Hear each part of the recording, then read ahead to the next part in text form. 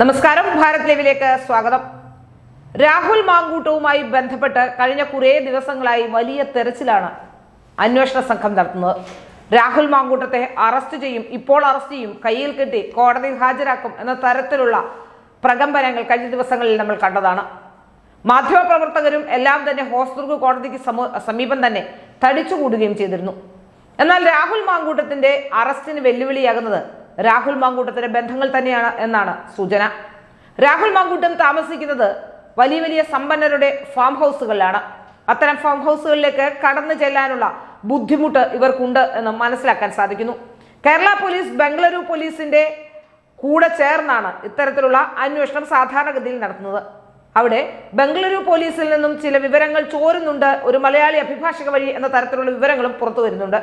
ഏതായാലും ഈ വിവരങ്ങൾ ചോരുന്നത് കൊണ്ട് തന്നെ അന്വേഷണ സംഘം മുമ്പോട്ട് പോവുകയാണ്. പല സ്ഥലങ്ങളിലും രാഹുൽ മാങ്കൂട്ടം ചെയ്തുകൊണ്ടിരിക്കുന്നതെന്നാണ് മനസ്സിലാക്കാൻ സാധിക്കുന്നത്.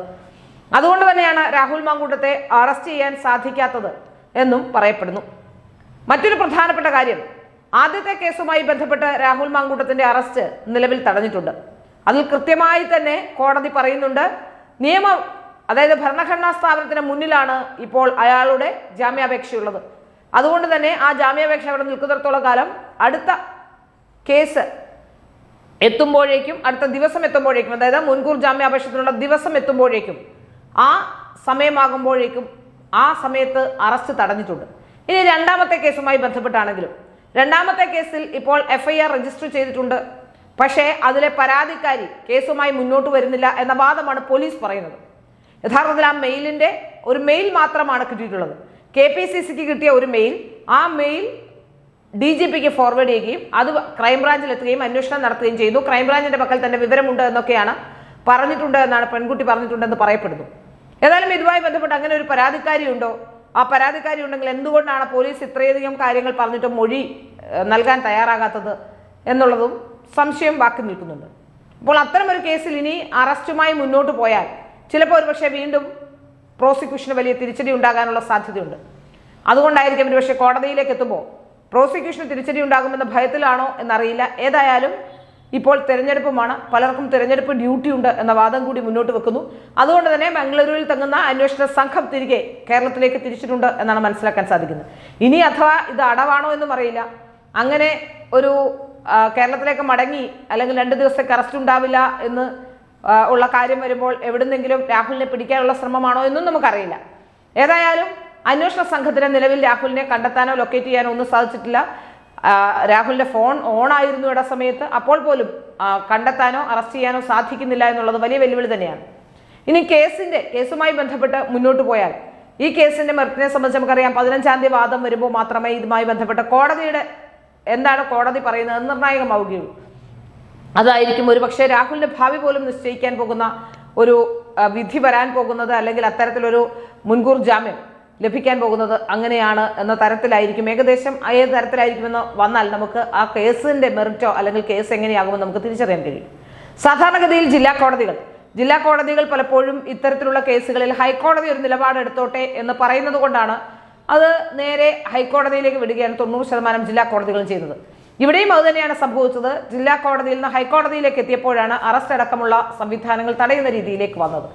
ഹൈക്കോടതി എന്ന് പറയുമ്പോൾ കേരളത്തിലെ ഏറ്റവും നീതിന്യായ വ്യവസ്ഥയുടെ ഏറ്റവും ഉയർന്ന പടിയിൽ നിൽക്കുന്നതുകൊണ്ട് തന്നെ ഹൈക്കോടതി എടുക്കുന്ന തീരുമാനം എന്ന് പറയുന്നത് ആ വിഷയത്തിൽ സുപ്രീം കോടതിയിലേക്ക് പോകാമെങ്കിൽ പോലും ജില്ലാ കോടതികൾക്ക്, അത് കീഴ്ക്കോടതികൾക്ക് വലിയ ബുദ്ധിമുട്ടില്ലാത്ത രീതിയിലേക്ക് ആകും. അതുകൊണ്ട് തന്നെ നിരവധി ജില്ലാ കോടതിയാണ് ഇങ്ങനെ ഒരു വിധി പുറപ്പെടുവിക്കുന്നതെങ്കിൽ ജില്ലാ കോടതികളെ ചിലപ്പോൾ അവർക്ക് എന്തെങ്കിലും തരത്തിലുള്ള പ്രശ്നം ഉണ്ടാകുമോ എന്ന് ഭയന്നും ഒരുപക്ഷെ ഹൈക്കോടതി തീരുമാനം എടുത്തോട്ടെ എന്ന് പറയാം. അപ്പോൾ ഈ തീരുമാനങ്ങൾ, ഈ വിഷയവുമായി ബന്ധപ്പെട്ടുള്ള ഇവരുടെ വാദങ്ങൾ, അതായത് പ്രതിയായ രാഹുൽ മാങ്കൂട്ടത്തിന്റെ വാദങ്ങൾ കൂടി കേൾക്കേണ്ടതുണ്ട്. അയാൾ ഉന്നയിക്കുന്ന വാദങ്ങൾ ഗൗരവകരമാണ് എന്നും കോടതി പറഞ്ഞിരിക്കുന്നു. ഈ വിഷയത്തിൽ രാഹുൽ മാങ്കൂട്ടവുമായി ബന്ധപ്പെട്ടുള്ള കേസുമായി ബന്ധപ്പെട്ട് മുന്നോട്ട് പോകുമ്പോൾ നമുക്ക് മനസ്സിലാക്കാൻ സാധിക്കുന്നത് പലതരത്തിലുള്ള പ്രശ്നങ്ങൾ പലർക്കും ഉണ്ടായിട്ടുണ്ട്. പക്ഷെ പലരും അവരുടെ ജീവിതം, അവരുടെ മുന്നോട്ടുള്ള പോക്ക്, അവരുടെ ജോലി, ഇങ്ങനെയുള്ള വിഷയങ്ങളൊക്കെ മുൻപിൽ കണ്ടുകൊണ്ട് അത്തരത്തിലുള്ള നിയമ നടപടികളിലേക്ക് കടക്കാതിരിക്കുകയാണ് പലപ്പോഴും പലരും ചെയ്തത്. അതാണ് രാഹുലിന് രക്ഷയായിട്ടുള്ളത്. പലതരത്തിലുള്ള പല ആൾക്കാരും കേസുമായി വരാനുള്ള സാധ്യതയുണ്ട് എന്നൊക്കെ നമ്മൾ ആദ്യഘട്ടത്തിൽ കേട്ടിരുന്നു. നിരവധി പെൺകുട്ടികളെ ഇത്തരത്തിൽ പീഡിപ്പിച്ചിട്ടുണ്ടെന്നൊക്കെ ആദ്യഘട്ടത്തിൽ നമ്മൾ കേട്ടിരുന്നു. പക്ഷെ പരാതിയുമായി വന്നത് ഈ ഒരാൾ മാത്രമാണ് പരാതിയുമായി വന്നത്. അടുത്ത പരാതി അവർ ആദ്യമേ തന്നെ വ്യക്തമാക്കിയിട്ടുണ്ട്, തനിക്ക് നിയമ നടപടിയുമായി മുന്നോട്ട് പോകാൻ സാധ്യമല്ല എന്നും പറഞ്ഞിട്ടുണ്ട്. ആ മെയിലിൽ തന്നെ പറഞ്ഞിട്ടുണ്ട്. പക്ഷെ അപ്പോഴും ആ പരാതി സംബന്ധിച്ച് നോക്കുകയാണെങ്കിൽ ആ പരാതിയിൽ ചില പൊരുത്തക്കേടുകൾ ഉണ്ടാകുന്ന കാര്യത്തിൽ സംശയമില്ല. അത്തരമൊരു പരാതി വരുമ്പോൾ ആ പരാതിയിൽ ആളിന്റെ പേരോ വിവരങ്ങളോ ഒന്നും തന്നെയില്ല. ഇനി ആളിന്റെ പേരും വിവരങ്ങളും പറഞ്ഞില്ലെങ്കിലും ആ പറയുന്നതിൽ ചില പൊരുത്തക്കേടുകൾ നമുക്ക് ദർശിക്കാൻ കഴിയും. അതുകൊണ്ട് തന്നെ ആ കേസിൽ ഒരു പരാതിക്കാരി തന്നെ നിലവിലുണ്ടോ എന്ന് നമുക്ക് മനസ്സിലാക്കാൻ സാധിക്കുന്നില്ല. കാരണം ആ പരാതിക്കാരി പറയുന്നത് വീട്ടിൽ വന്ന് വിവാഹം ആലോചിച്ച ആളാണ് രാഹുൽ മാങ്കൂട്ടത്തിൽ എന്നാണ്. അതിനുശേഷം ഹോം സ്റ്റേയിലെത്തി പീഡിപ്പിച്ചു. അതിനുശേഷം വിവാഹം വേണ്ടാന്ന് പറഞ്ഞു. അതിനുശേഷം പലവട്ടം അത്തരത്തിൽ തന്നെ ഭീഷണിപ്പെടുത്താനുള്ള സമ്മർദ്ദം ഉണ്ടായി എന്നൊക്കെ പറയുന്നു. വിവാഹത്തിൽ നിന്ന് പിന്മാറി എന്ന് പറയുന്നു. പക്ഷെ തൻ്റെ വീട്ടുകാർ അറിയുമെന്നതിനാലാണ് ഈ തരത്തിലുള്ള നിയമ നടപടിയുമായി മുന്നോട്ട് പോകാത്തതെന്ന് പറയുമ്പോൾ, ഇത്തരമൊരു വിഷയം വരുമ്പോൾ വീട്ടുകാർ ഇയാൾ ഏതായാലും മോശക്കാരനാണെന്ന് മനസ്സിലാകുമല്ലോ. അപ്പോൾ ഈ പരാതി കൂടി വരുമ്പോൾ തീർച്ചയായും ബാംഗ്ലൂരിലുള്ള മലയാളി എന്നൊക്കെ പറയുമ്പോൾ ആ വീട്ടുകാർക്കെങ്കിലും, മറ്റുള്ളവർക്ക് മനസ്സിലായില്ലെങ്കിലും വീട്ടുകാർക്കെങ്കിലും അത് തൻ്റെ മകളാണ് എന്ന ബോധ്യമുണ്ടാകുമല്ലോ. അപ്പോൾ അവർ അറിയും എന്ന ഭയത്തിലാണ് താൻ ഈ വിവരങ്ങൾ കേസുമായി മുന്നോട്ട് പോകാത്തതെന്നൊക്കെ പറയുമ്പോൾ അവിടെ എവിടേക്കോ ഒരു പറച്ചിലുമൊക്കെ ഒരു കല്ലുകടി ഉണ്ടാകുന്നുണ്ട്. അതുകൊണ്ട് തന്നെ ആ ഒരു പരാതിക്കാരി വന്ന് മൊഴി നൽകി പരാതിക്കാരി മുന്നോട്ട് വരാതെ അത്തരമൊരു പരാതി ഉണ്ടെന്ന് നമുക്ക് ഉറപ്പിക്കാനും കഴിയില്ല. അതുകൊണ്ട് തന്നെ നമുക്ക് മനസ്സിലാക്കാൻ സാധിക്കുന്നത് രാഹുൽ മാങ്കൂട്ടത്തിന് ഈ ഹൈക്കോടതിയിൽ നിന്ന് കിട്ടിയ ആ ഇടക്കാല ആശ്വാസമാണെങ്കിലും അത് വലിയ ആശ്വാസം തന്നെയാണ് എന്ന് മനസ്സിലാക്കാനും സാധിക്കുന്നുണ്ട്. ഏതായാലും ഈ വിഷയത്തിൽ ബുദ്ധിമുട്ടുണ്ടായത് രാഹുൽ ഈശ്വറിനാണ്. രാഹുൽ ഈശ്വർ ഇപ്പോഴും നിലവിൽ ജയിലിൽ തുടരുകയാണ്. പക്ഷേ രാഹുൽ ഈശ്വറിന്റെ കേസുമായി ബന്ധപ്പെട്ടാണെങ്കിലും രാഹുൽ ഈശ്വർ ഇരയുടെ ഐഡന്റിറ്റി വെളിപ്പെടുത്തി എന്നാണ് വരുന്നതെങ്കിലും ഇരയുടെ ഐഡന്റിറ്റി വെളിപ്പെട്ടു തുടങ്ങിയത് യഥാർത്ഥത്തിൽ ഇവരാരും തുടങ്ങിയത് മുതലല്ല എന്ന് എനിക്ക് തോന്നുന്നുണ്ട്. സോഷ്യൽ മീഡിയ സ്ഥിരമായി വീക്ഷിക്കുന്ന ഒരാളെന്ന രീതിയിൽ ഈ രാഹുലിന്റെ ആ ജാമ്യാപേക്ഷ അതിൽ ഐഡന്റിറ്റി വെളിവാകുന്ന രീതിയിൽ പലരും എടുത്ത് പോസ്റ്റ് ചെയ്തതാണ് പലപ്പോഴും പ്രശ്നമായത് എന്നാണ് എനിക്ക് മനസ്സിലാക്കാൻ സാധിക്കുന്നത്.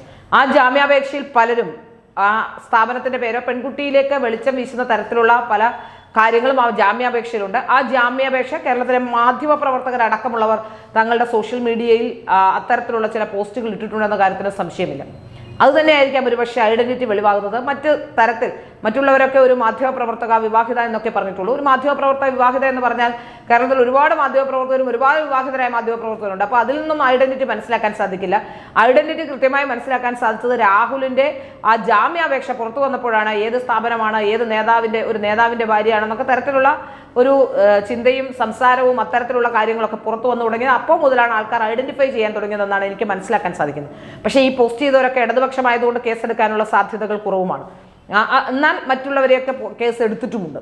അപ്പോൾ ഒരു കാര്യമുണ്ടെങ്കിൽ ഒരു നിയമപരമായ ഒരു കാര്യം ചെയ്യുമ്പോൾ അത്തരത്തിൽ എല്ലാവരെയും അത്തരത്തിൽ തന്നെ പരിഗണിക്കേണ്ടതാണ്. എന്നാൽ ചിലരെ മാത്രം അത്തരത്തിൽ പരിഗണിക്കുകയും ചിലർക്ക് ഒരു പ്രശ്നവുമില്ലാതാവുകയും ചെയ്യുന്നതാണ് പലപ്പോഴും നമ്മളെയൊക്കെ ചിന്തിപ്പിക്കുന്നത്. ഏതായാലും ഈ വിഷയവുമായി ബന്ധപ്പെട്ട് രാഹുൽ മാങ്കൂട്ടത്തിനെ അറസ്റ്റ് ചെയ്യാനുള്ള ദൗത്യം ഉപേക്ഷിച്ചുകൊണ്ട് ഇപ്പോൾ അന്വേഷണ സംഘം മടങ്ങിയിരിക്കുന്നു എന്നാണ് മനസ്സിലാക്കാൻ സാധിക്കുന്നത്.